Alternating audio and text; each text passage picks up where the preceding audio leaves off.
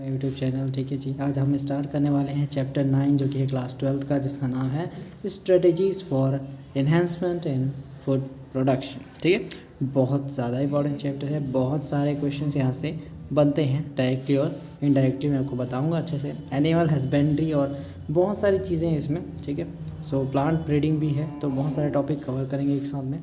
ठीक है, टॉपिक के बाद सीधा एमसीक्यू प्रैक्टिस पे भी लेके जाएंगे, यानी कि टॉपिक के जस्ट नीचे एमसीक्यू क्वेश्चन है, ताकि पता चल सके कि उस टॉपिक से क्वेश्चंस कैसे बनते हैं नीट में। So without wasting your time let's start the video. So strategies for enhancement in food production, clear chapter का नाम है। तो in this chapter we will discuss about different types of techniques that can enhance the food production. Food production को enhance करने का मतलब food की productivity को इंक्रीज़ करना। मान लो हम सालाना 1 लाख टन है ना गेहूँ उगा रहे हैं, तो और ज़्यादा प्रोडक्शन 10 लाख टन तक कर देंगे।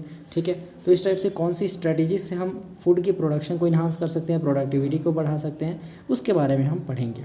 क्लियर है, टेक्निक्स के बारे में पढ़ेंगे। ये सारी चीज़ें सिर्फ फूड के लिए, फूड प्रोडक्ट्स के लिए, एनिमल हस्बेंड्री के लिए, एनिमल्स के हर्ड्स के लिए, यानी कि नंबर ऑफ़ एनिमल्स के इम्प्रूवमेंट के लिए, प्रोडक्टिविटी को इम्प्रूवमेंट के लिए बहुत सारे टेक्निक्स होते हैं, उनके बारे में हम इस चैप्टर में पढ़ेंगे। ठीक है जी, तो सबसे पहली टेक्निक जो है, टेक्निक नहीं बोलेंगे, पहला तो हम एनिमल हस्बेंड्री पढ़ते हैं कि ये होता क्या। तो जीव जंतु का पालन करना, उसी को हम क्या बोलते हैं, एनिमल हस्बेंड्री कहते हैं। ठीक, so it is the agricultural practice of breeding and raising livestock, का मतलब animals, for products like milk, eggs, meat, wool, silk, honey etcetera. तो ये सारे प्रोडक्ट के लिए, ठीक है, ऐसे प्रोडक्ट्स को ऑब्टेन करने के लिए इन एनिमल्स को पालना, इसी को हम एनिमल हस्बेंड्री कहते हैं। नोट क्या करना है, नोट एक चीज़ है कि एनसीईआरटी में दिया है, थोड़ा सा इंपॉर्टेंट है, नीट के प्रोस्पेक्टिव से भी इम्पॉर्टेंट है। ठीक है, तो ध्यान से देखो। It is estimated that more than 70% of the world's livestock population is in India and China. यानी कि मीनिंग समझो इसका, देखो कि दुनिया का जो 70% पॉपुलेशन है एनिमल्स का, वो सिर्फ इंडिया और चाइना में। चाइना वाले तो खा जाते हैं, इंडिया वाले बचाते हैं, इंडिया वाले उनका पालन करते हैं, दूध दही मक्खन सब कुछ खाते हैं और अच्छे से पालते हैं, चाइना वाले उनको कंज्यूम करते हैं। ठीक है, तो इसका तो बर्बाद है, अपन इंडिया पे फोकस करेंगे कि यहाँ क्या क्या है। ठीक है, क्लियर है। लेकिन यहाँ पे देखो एक चीज़ लिखी है कि इसका contribution to the world's farm produce is only 25%। क्यों? क्योंकि लाइव स्टॉक तो 70% है, लेकिन उनका प्रोडक्शन, उनके द्वारा किया गया प्रोडक्शन, जैसे कि मिल्क, हनी, मीट, ये सारे 25% है। अब इसका रीज़न क्या है? प्रोडक्टिविटी पर, मतलब कि productivity per unit is very low.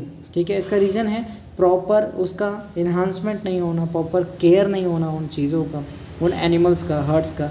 ठीक है, इसलिए हमें न्यू टेक्नोलॉजीज़ की ज़रूरत है for the better production. Clear है, तो इसलिए हमने क्या किया, कुछ टेक्निक्स निजात की जिससे हम एनिमल हस्बेंड्री कर सकें या फिर फूड का प्रोडक्शन कर सकें, और बहुत सारी टेक्निक्स के थ्रू हम किसी ना किसी तरीके से मिल्क प्रोडक्ट या फिर किसी भी प्रोडक्ट जो हमारे डेली यूज़ में आता है उसे हम इन्हांस कर सकें, बेटर कर सकें। उसके लिए हम कुछ टेक्निक्स पढ़ने वाले हैं इस चैप्टर में। ठीक है, तो पहला तो एनिमल हस्बेंड्री में सबसे पहला आता है management of farms and farm animals. ठीक है, फार्म जानते हो ना, है ना, जिसमें गाय भैंस ये सब रहती है। ठीक है, उसमें तो उसका मैनेजमेंट में सबसे पहला है डेयरी मैनेजमेंट। क्या है? Dairy management. देखो भाई, डेयरी मैनेजमेंट क्या होता है, डेयरी फार्म मैनेजमेंट क्या होता है? It is the management of animals for milk and it's product for the human consumption. यानी कि ये ऐसे एनिमल्स का मैनेजमेंट है या उनको देख रेख है जो कि मिल्क प्रोड्यूस करते हैं, उसके प्रोडक्ट, उस मिल्क से बनने वाले प्रोडक्ट्स के लिए रिस्पॉन्सिबल होते हैं। जैसे कि मिल्क से क्या बनता है, चीज़, बटर, है ना, ये सारी चीज़ें बनती हैं। तो इसके लिए कौन जिम्मेदार होगा? काऊ, बफेलो, ये सारी चीज़ों का पालना क्या होता है? डेयरी फार्म मैनेजमेंट होता है। क्लियर है, उनका पालन पोषण। ठीक, तो एग्जाम्पल क्या है, एक मिनट पहले यार ये टॉपिक तो भूल ही गए अपन।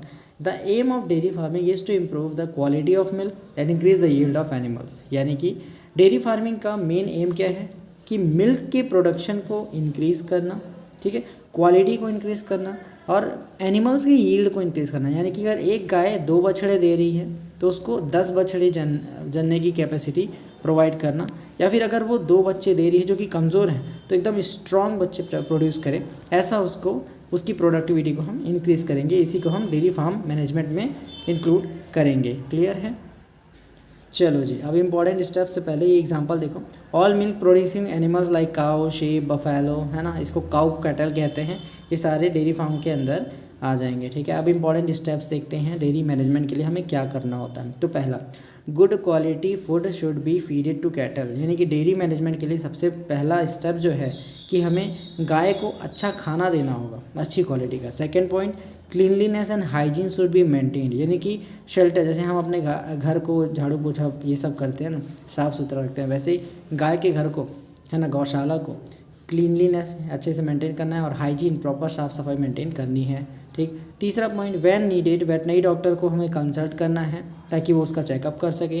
Proper ventilation for the shelter, ठीक है, गर्मी के दिनों में गाय को दिक्कत ना हो इसलिए प्रॉपर इस बिल्डिंग के ऊपर जहाँ पे वो रहता है ना, गाय गौशाला के ऊपर यहाँ पे वेंटिलेशन लगाना होगा, ज़रूरी है। ठीक है, वेंटिलेशन होना चाहिए, ठीक है, ताकि काऊ को कोई दिक्कत ना हो।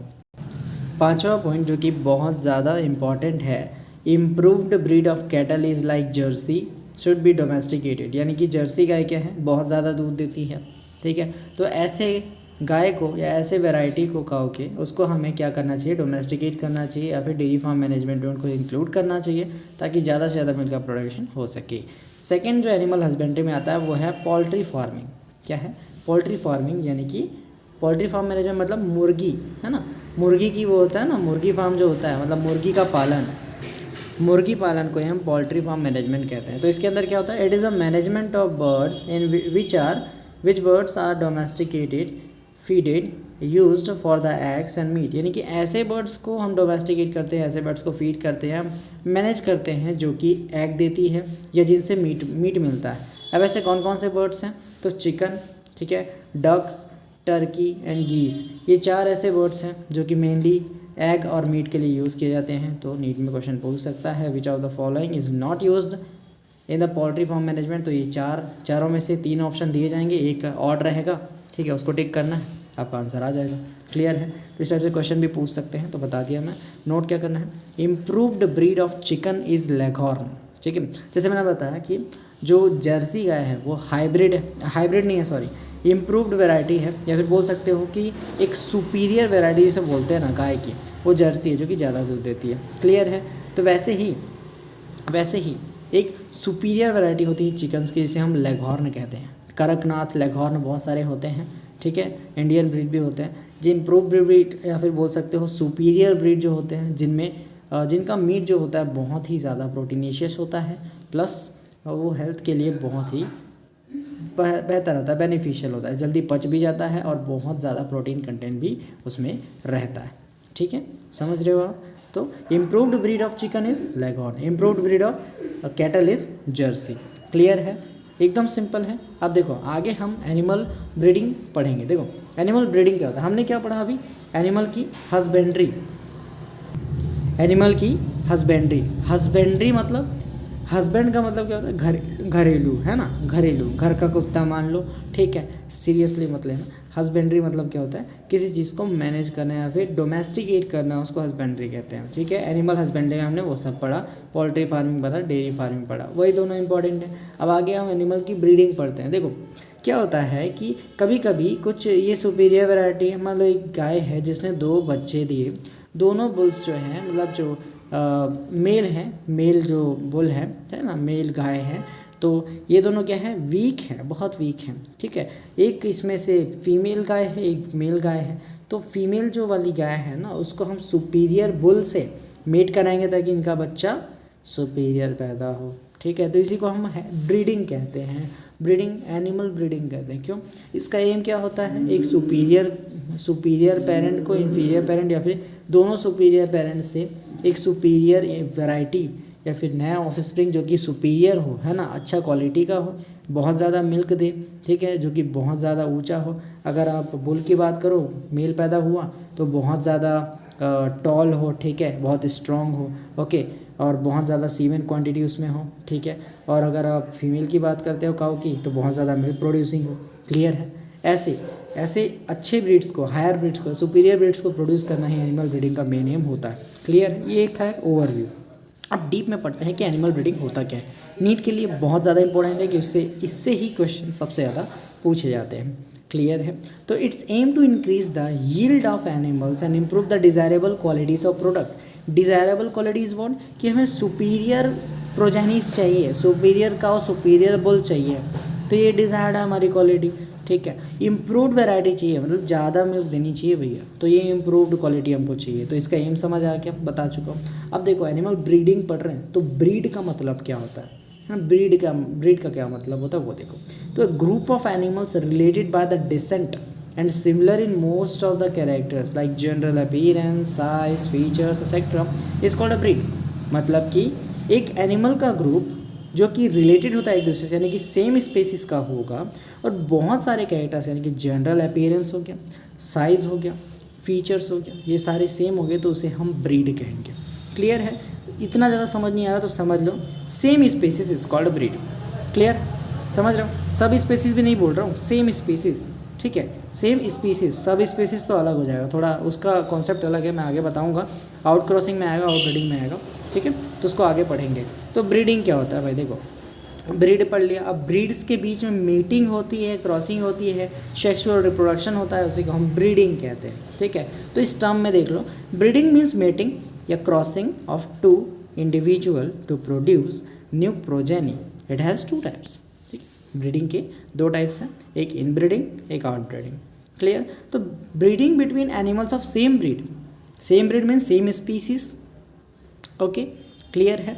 तो सेम ब्रीड मतलब ये बताया मैं, जनरल अपीयरेंस, साइज सब कुछ सेम होना चाहिए, सब स्पीसीज भी नहीं बोल रहा हूँ, सेम स्पीसीज सेम ब्रीड, है ना। जैसे कि एक हिरन है ना, तो उसी की प्रजाति वही हिरन, मतलब कि एकदम ही क्लोजली रिलेटेड। आप बोल सकते हो इन ब्रीडिंग में कि एक पेरेंट है, ठीक है, एक पेरेंट है और इसके बच्चे होते गए, मेल और फीमेल पैदा हुआ, इन दोनों के बीच में मीटिंग हो गया ना, तो इसे हम बोलेंगे इन ब्रीडिंग। क्लियर है? ठीक है, दूसरे के पेरेंट का नहीं, खुद के पेरेंट के मेल और फीमेल के बीच मीटिंग हुआ तो उसे बोलेंगे इन ब्रीडिंग। क्लियर? सेम ब्रीड इसी को बोल देंगे। क्लियर है? ठीक है। आउट ब्रीडिंग क्या होता है वो देख लो एक बार। देखो आउट ब्रीडिंग क्या होता है।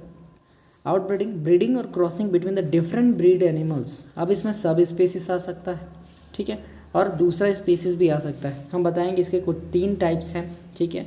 तो दूसरे इस ब्रीड्स के बीच में क्रॉसिंग हो तो उसे आउट ब्रीडिंग कहते हैं। इसके 3 टाइप होते हैं, outcrossing, cross breeding, interspecific hybridization, जिसमें दूसरे स्पीसीज, एक स्पीसीज दूसरा स्पीसीज दोनों के बीच में मेटिंग हो जाए, जैसे कि डंकी और हॉर्स, इन दोनों के बीच में मेटिंग हो गई, अलग अलग स्पीसीज है।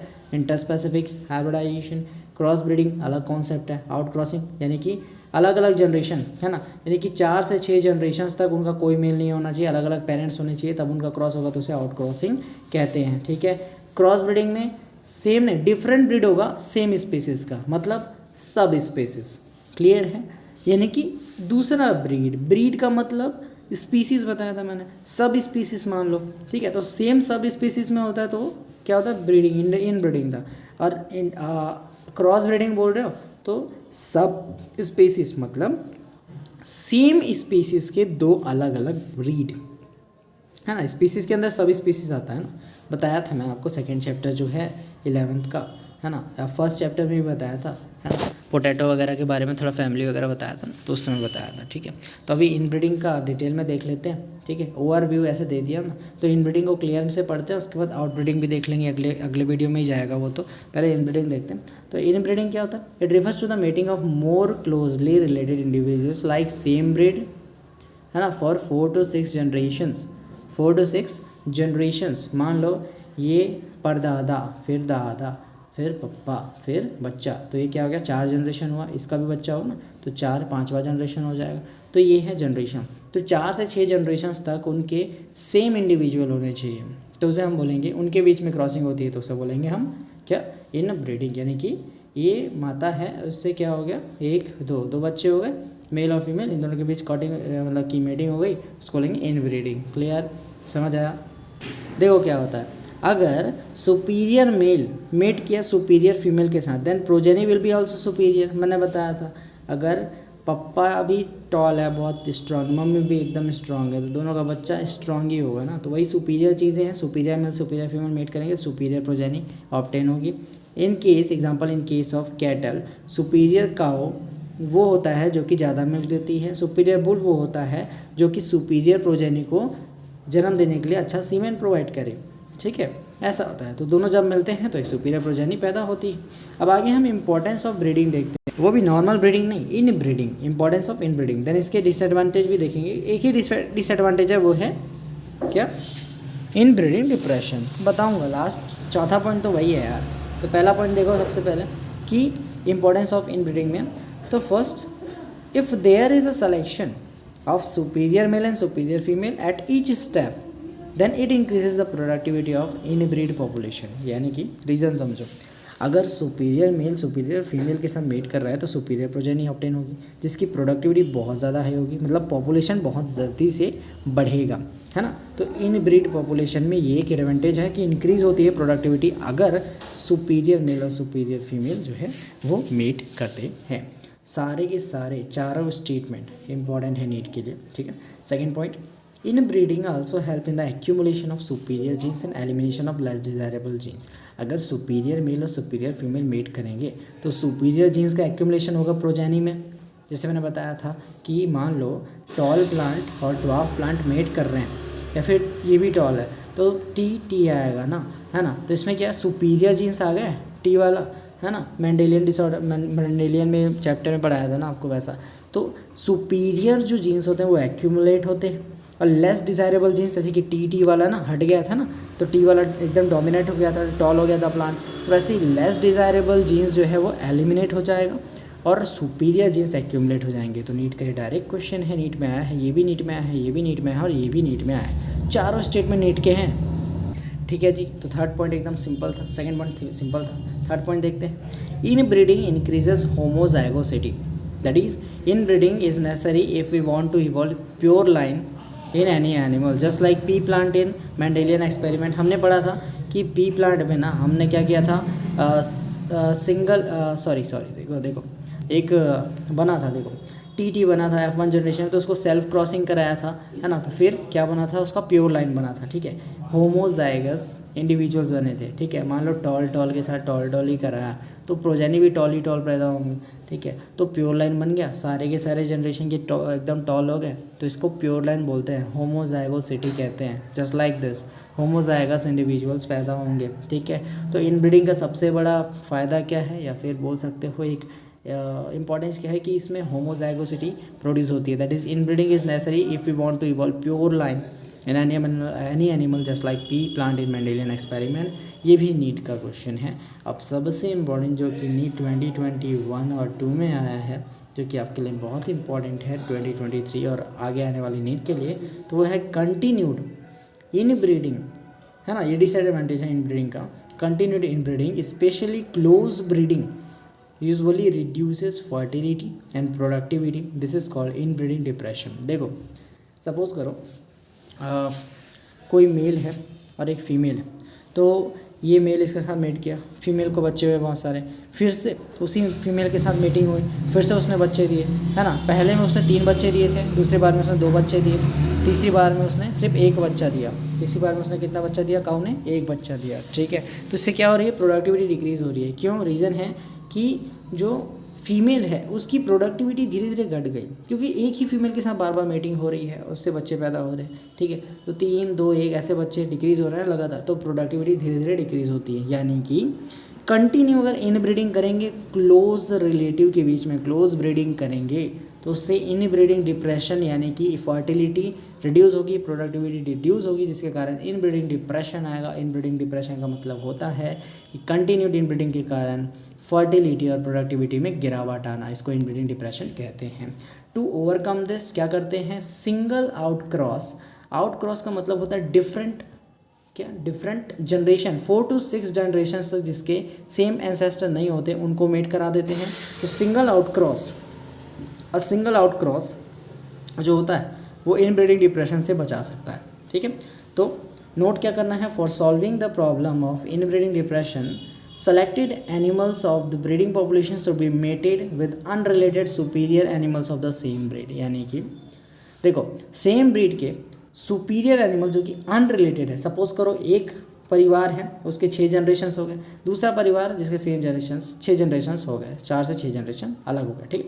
तो इसका परिवार के एक बच्चा दोनों सुपीरियर है, दोनों का मेटिंग करा दिया और ये इनब्रीडिंग डिप्रेशन को हटा दिया, ठीक है। इसकी वजह से इनब्रीडिंग डिप्रेशन हट गया। इस परिवार में इनब्रीडिंग डिप्रेशन था और ये सुपीरियर परिवार है, इसके साथ ये मेट कर दिया, है ना, तो इनब्रीडिंग डिप्रेशन हट गया। रीज़न क्योंकि 4 to 6 जनरेशन्स तक कोई भी उनका एंसेस्टर सेम नहीं होना चाहिए। अगर इसका सेम था, देखो इससे बच्चा, ठीक है ना, दादा फिर पापा फिर बच्चा हुआ, है ना। अब इसके दो बच्चे हुए, मेल और फीमेल काऊ, इन दोनों ने मेट किया, तो ये इनब्रीडिंग डिप्रेशन का रीज़न हो सकता है, ठीक है। लेकिन यहीं पे ये पैदा होते गए, ये मेल हुआ, दूसरा परिवार है सुपीरियर है, इनकी फीमेल हुई, अब ये दोनों मेट किए काऊ और एक सुपीरियर जो काऊ है उसको पैदा किए, तो ये क्या हो गया, आउट क्रॉस हो गया। आउट क्रॉस क्यों हुआ, क्योंकि सेम ब्रीड थे, ठीक, सुपीरियर एनिमल्स थे लेकिन अनरिलेटेड थे।